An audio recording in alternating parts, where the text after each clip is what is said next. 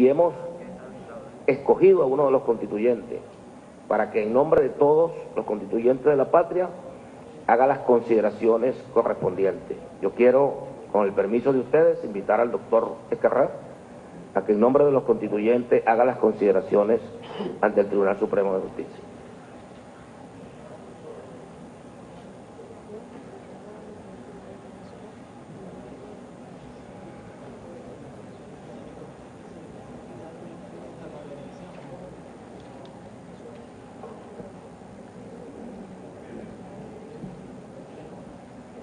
Apreciada Presidenta del Tribunal Supremo de Justicia, distinguido Vicepresidente de la República Bolivariana de Venezuela, magistradas y magistrados del Tribunal Supremo de Justicia, honorables constituyentes de la patria, medios de comunicación social. Nuestras sucintas consideraciones conversadas con los constituyentes de la patria se resumen en tres. La primera de ellas es que en el mundo moral, en el mundo de las ideas, en el mundo del tiempo, podemos afirmar que la Constitución no es anterior a la República, ni la República es anterior al pueblo que la crea. Es decir, cuando se dice poder constituyente originario, poderes creadores, es porque más allá del poder constituido, quien realmente actúa es el pueblo como titular único de la soberanía. Esta idea fue fundamental en la convocatoria a la Asamblea Nacional Constituyente. Estaba planteado un conflicto extremadamente grave, deslegitimación del Estado, casi desaparición. Estaba casi disuelta la República, abandonado el pueblo de Venezuela en sus aspiraciones, creencias, anhelos, ilusiones.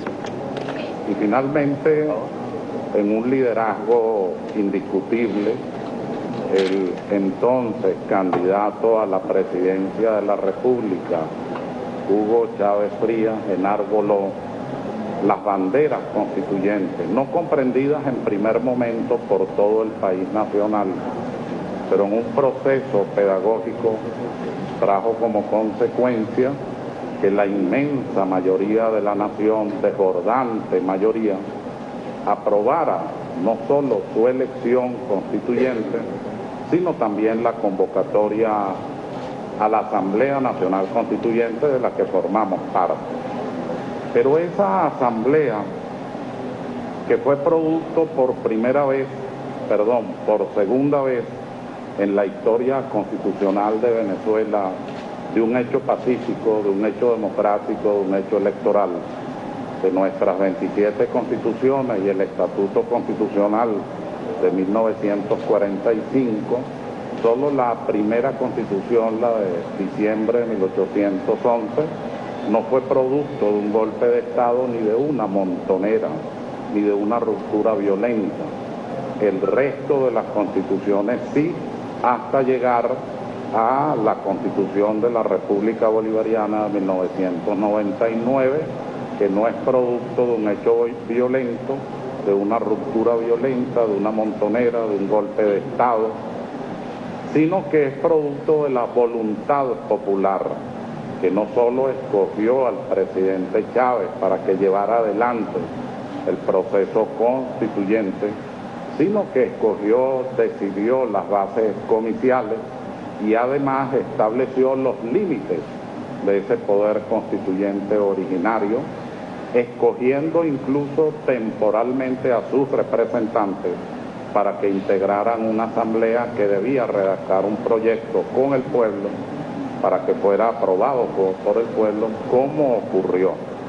Es la primera constitución en la historia de Venezuela aprobada por el pueblo de Venezuela, de tal manera que su legitimidad es indiscutible. La segunda consideración tiene que ver con la fuerza normativa de la Constitución. como llama la mayoría de los constitucionalistas actuales. No solamente es que todo ciudadano investido no de autoridad está en el deber de restablecerla, si ocurriera algún hecho que violara sus procedimientos y violara sus normas y fuese sustituida, sino que además el constituyente atribuyó, mejor dicho, creó un Tribunal Supremo de Justicia, creó una sala especializada, la Sala Constitucional, que debía ejercer el clásico control de constitucionalidad. Control de constitucionalidad, como todos sabemos, en la historia venezolana, algunas veces lo tuvo el Parlamento hacia 1800, pero después lo tuvo inmediatamente la Corte Federal y de Casación y finalmente la Corte Suprema de Justicia, pero con una falta de organización de esa jurisdicción. Es el constituyente del 99 el que organiza la jurisdicción constitucional, llamada jurisdicción de la libertad, llamada jurisdicción del Estado social y democrático de derecho y de justicia, de conformidad a la norma de apertura en el artículo 2 de la Constitución. Esa jurisdicción constitucional ha sido llevada, conducida en momentos muy difíciles. Me atrevo con toda humildad a sugerir a los estudiosos del tema el concepto de sentencias de Estado. Le ha correspondido a la Sala Constitucional y al Tribunal Supremo de Justicia en los últimos tiempos, quizás en el último año en particular, los últimos 2 años, tomar decisiones que son sentencias de Estado. Me atrevo a señalar aquella extraordinaria decisión donde el Tribunal Supremo de Justicia se pronuncia en contra de la injerencia extranjera como producto de una decisión del presidente norteamericano que, como he sostenido en varias oportunidades, no solo es que es inconstitucional en relación a nosotros, sino que es inconstitucional en relación a su propia Constitución. La tercera y última consideración que hemos conversado los constituyentes es el papel que toca a quienes de alguna manera colaboramos con el pueblo de Venezuela, con el país nacional, en la redacción de esta carta para la paz, para la concordia, para el encuentro, para la libertad, para la vida, para la justicia.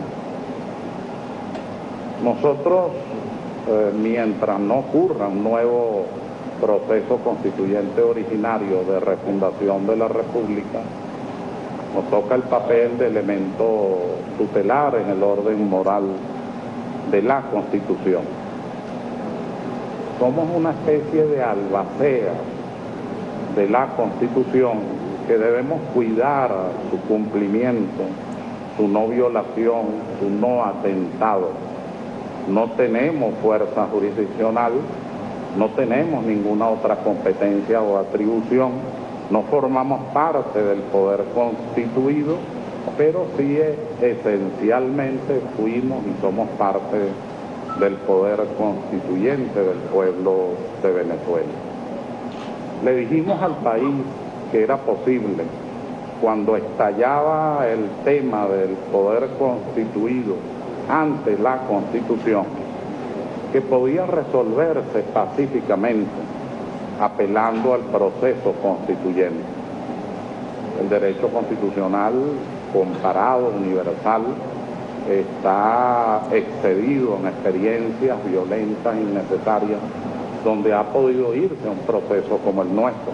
Bastaría recordar la Constitución de Weimar, las 3 constituciones de la Revolución Francesa, la Constitución de los Claveles de Portugal, el Estatuto Albertino y su conflicto en Italia para dar paso a la Constitución democrática y laboro de los trabajadores, o en el caso nuestro también, cuando los doctores de Chuquisaca con el Libertador diseñaron un pensamiento revolucionario constituyente que el padre Libertador llevó adelante tanto en Angostura como en otras constituciones, la de Bolivia y la de 1821. De tal manera que nosotros estamos aquí bajo esa condición. Como ciudadanos tenemos el deber, y así lo dice la Constitución, de defender la patria. Pero como constituyentes tenemos una obligación moral muy firme, muy clara, muy entendida, de defenderla como producto de un hecho fundamental que fue la autodeterminación del pueblo, el ejercicio directo de la soberanía del pueblo como en ningún otro momento. Nos corresponde entonces defender a los poderes, Tribunal Supremo de Justicia, nos corresponde defender a la propia Asamblea Nacional. Corrijo las fallas, los errores, los atentados a la Constitución no son de la Asamblea Nacional, son de una junta directiva, me perdonan el término, trapacera, probablemente muy poco conocedora del tema constitucional y que está jugando por intereses personales, por una pugnacidad interna a desestabilizar la República. Probablemente se les olvida que una constitución no es el producto de una élite, ni siquiera el producto del gobierno o de la oposición. Una constitución de ninguna manera es el producto de un sector o de una mayoría circunstancial. Ella fundamentalmente es el producto de un pueblo que decidió ser libre. Y el pueblo de Venezuela decidió ser libre en la inspiración siempre vigente del pensamiento político de Simón Bolívar. De tal manera, muy apreciada presidenta, debo decirle que en nombre de los constituyentes, de nuestras conversaciones, de nuestros diálogos, de nuestras inquietudes, de nuestras aspiraciones, el Tribunal Supremo de Justicia y su conducción constituyen para nosotros un paradigma moral y ético y de profundo respeto a la constitucionalidad en Venezuela. De ninguna manera hemos visto al Tribunal Supremo de Justicia politizado, sino que por el contrario, buscando el camino de la paz, de la concordia, que solo es posible en el marco de la Constitución. Lamentablemente, me perdone la Iglesia Católica a la que pertenezco, hay bienaventurados y hay malaventurados. Malaventurados los que pudiendo construir, ayudar a la patria a salir de los graves problemas sociales y económicos que tenemos, le dan la espalda por intereses personales. Bienaventurados, como aquí los magistrados y ustedes del Tribunal Supremo de Justicia, que han sido capaces de llevar con pulso republicano y democrático el cumplimiento de la Constitución, que es